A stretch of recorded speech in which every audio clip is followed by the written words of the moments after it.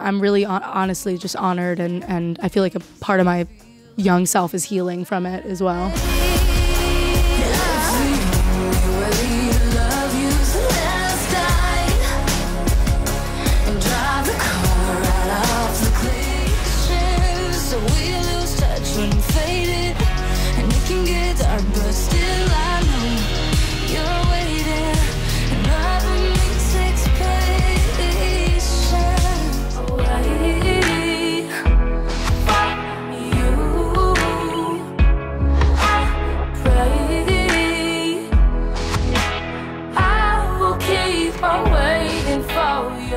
Welcome back to the Netherlands. Welcome back to Amsterdam. Finally, on behalf of all Dutch lesbians, we really missed you, so welcome back. Thank you. Way back in September 2018, you played in Paradiso North. Do you remember anything of that gig? I remember getting really stoned. Before or afterwards? Before. Really? Yeah, I don't remember the show at all, but I think it was good. It was. Because I'm back. Yeah, here you are. The most important life-changing moment for me was that someone in the audience was like screaming to you. There was this silence for a couple of seconds and someone said, "Sit on my face." And that just happened during the show. And actually, it was the first time I've experienced something like that. Really? During a gig. Yeah. It was so beautiful. It was such a different vibe in like 2018. I mean, I feel like there's this whole discourse now, obviously, about like people throwing stuff on stage. Obviously, it's like become like a big no-no. Well, let me tell you, 2018, you'd be lucky if you weren't pegged with a bra, like straight in the face. Like I remember the fans in Europe being like ravenous and really awesome and really cool and funny. And like waiting for their right moment to scream something that just like made me smile. Like I remember there was a lot of things.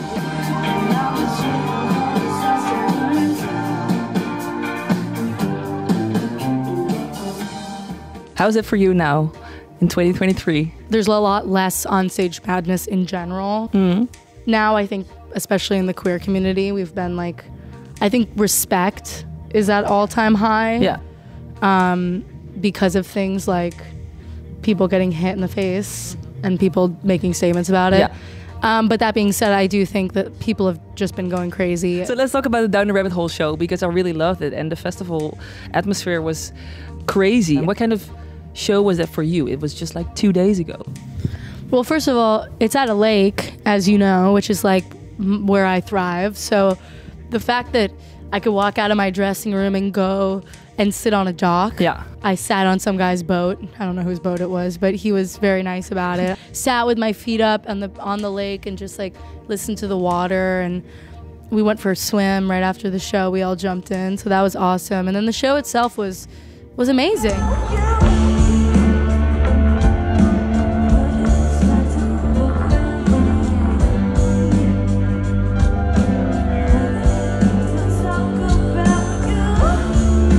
There was this group of kids moshing, like jumping around. There were so many people that it was nice to be able to like look at one section and just see like a group of people just having the best time. Made me super happy. Yeah. There was one chick, and I hope she sees this, because she was sitting literally at the barricade, front row, at Down the Rabbit Hole, with her arms crossed, just mean mugging me like this the whole time, but then she'd wink at me. She was like, I'm purposely gonna look extremely mean and mad until she gets my attention, and then wink at me, which I thought was really legendary. It absolutely worked. I was like, oh my God.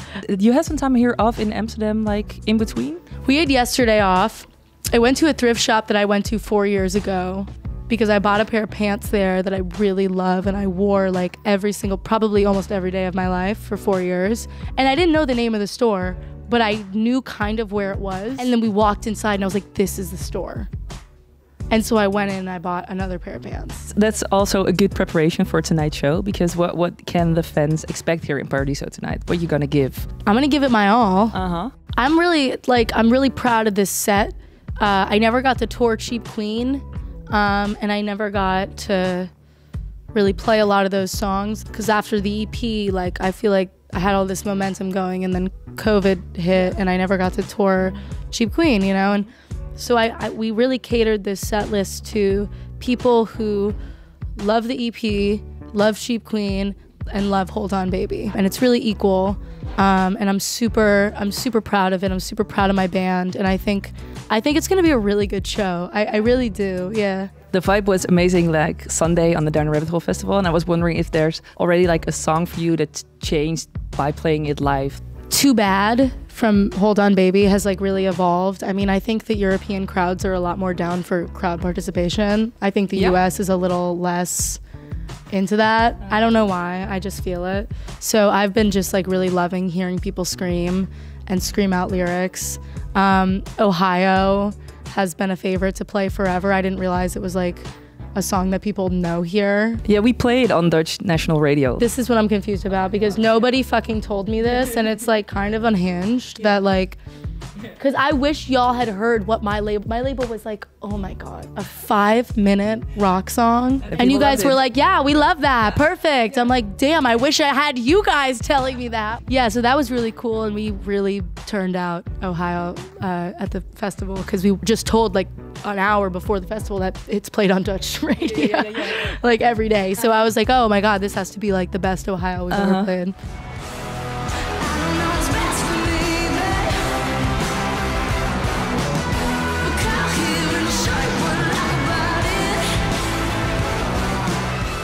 Who is inspiring you right now by making music, if you think about like creativity? Because you dropped some new snippets in the Discord, right? Oh my God, did you see it already? Yeah. Oh, are you in the Discord? Maybe someone told me. Oh, okay.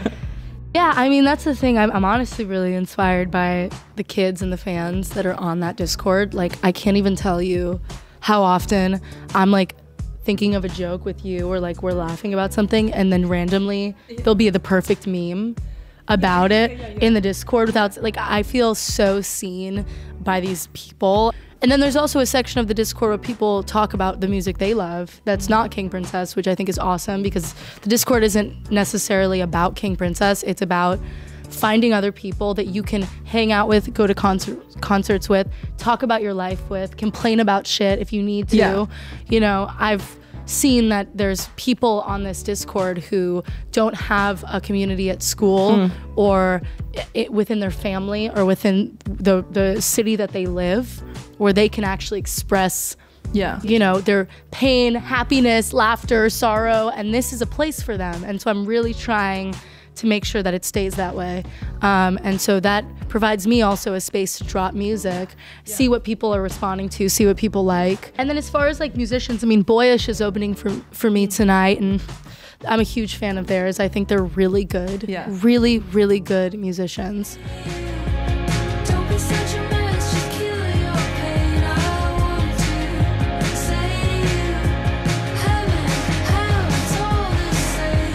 I'm excited by bands right now, like even solo artists who have rockin' bands.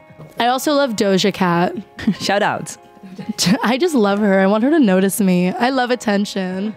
That Attention is like such a good fucking song. And I find it very interesting what you mentioned about like communities, the fandom. I find it sometimes like hard to explain to other people that don't live online, that don't understand how important it could be, like when you, as you mentioned, grow up or go to school and don't find people like the same as you. How was it for you when growing up? If I had had a Discord where the artist that I cared about was in there being like, what's up, how are we feeling today, and then responding to people, you know, feeling not good, like I don't know what my life would have been like, to be honest with you. I remember being so angry and sad as a kid because I just felt really alone and angry, and I felt all the big feelings that every kid feels, but especially queer kids, because you are forced to confront your feelings sooner than most people because you're different. And I think for me, it was like I went straight to film, television, books. Like any queer content that I could consume that was visual, or, you know what I mean? Like I was just in it to win it. But this community is interesting to me because there really isn't any other option but the internet at this point. You know what I'm saying? Like you need. Yeah, I grew up on Tumblr. It was the only thing I had. You know? Like I wasn't on Tumblr because Tumblr for like when I was a kid was like for like really cool popular girls. And I was like, that's not gonna work. So this is a cool alternative, I think, you know? when you started making songs at that age and putting out the lyrics with just you singing about she and her as well, we didn't have anyone else already doing that. No one did it. Now there's a lot of that, which is amazing. I think that doesn't change the fact that when you don't have an outlet to be around other queer people who understand even a portion of your experience, that turns into anger, and that translates to people fighting on. Yeah. You know what I mean? Like, I think there's a direct correlation between like not being able to like vent and people policing other people on the internet. Because when you're angry and you have no place to put it, then you can even put it on your own community. It doesn't matter. It's just going to come out. And that's like the opposite of KP Discord. Like KP Discord, there is none of that. We don't do any policing. There's teaching moments, but there's no policing. There's no yelling at anyone else. I've actually come in the middle of conflicts and been like, no. Yeah? Yeah, I'll come in there. I'll be like, whoa, whoa, whoa, whoa, whoa, whoa, whoa, whoa. I'm like, no fighting. Yeah. No fighting. Fight anywhere else. Go to Twitter if you want to fight.